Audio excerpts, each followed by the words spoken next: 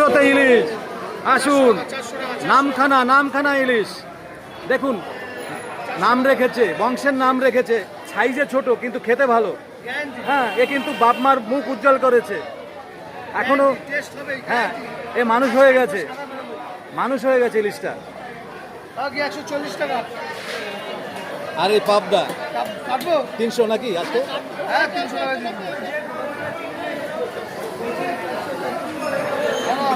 এ 400-র পর এটা কত? ও শহীদদা 220 টাকা বলো। এটা কত? 500 টাকা। এটা আছে 600 টাকা। আচ্ছা 500। এটা আছে 600 টাকা। আমরা